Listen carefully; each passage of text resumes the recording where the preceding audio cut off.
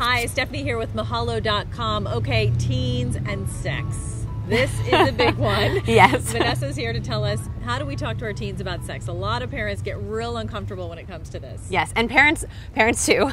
Parents have told me, I am dreading having the sex talk. I do not want to have the sex talk. So the first thing is to do your research as a parent. Sit down and think about, okay, number one, what are the messages that I want to tell my child about sex? You know, is abstinence really important for me? Is respect really important for me? Hopefully all of those things are really important. Think about your 3 or 4 main messages you want to get across. Second is to get very clear on the terms. I know this is crazy, but sometimes adults get a little bit confused. I even get a little confused. Like, there are new methods of birth control out. There are now it's STIs, not STDs. They've changed the name. So there's actually new research that's come out. So to sit down and do your research, there's some great websites on there that sort of give you the rundown of the terms. And also, I practice saying some of those terms out loud. You know, a lot of the times, unless you have really young kids, starting from 8 and up, you want to use the real names of things. I know that can be a little uncomfortable, but to sit with a friend and say, can I just practice saying this with you so I am a little more comfortable with saying the words?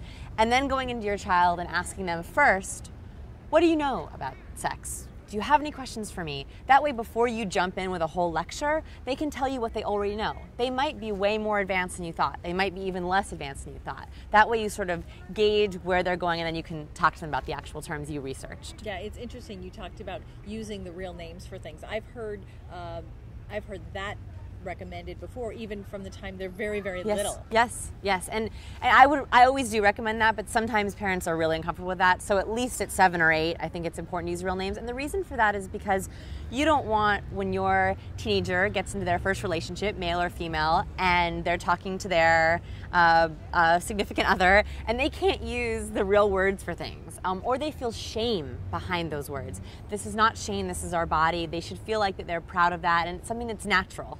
So you don't want to make sure that there's no shame involved, and usually fake names can signify that. Yeah, and what about materials, books? I mean, is there a lot of good research material out there? Yeah, there's some great books. I would highly recommend, there's books that are for girls and there's books that are for boys. They are written very differently. Boys have different kinds of questions than girls do, and girls have different kinds of questions than boys do. So to go to your local bookstore or go to your school counselor. I don't love pamphlets. I don't think that they're long enough, but ask her for book recommendations for a boy or a girl, and then bring it to the session that you're going to sit down and talk, and leave it with them.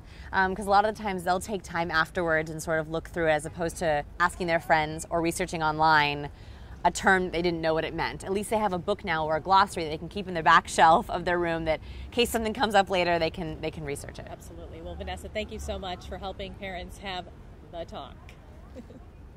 And if you'd like more information about any of the topics discussed, you can click on any of the links you see here. You can also subscribe to Mahalo Parenting or send us an email at requests@mahalo.com. Thanks for watching.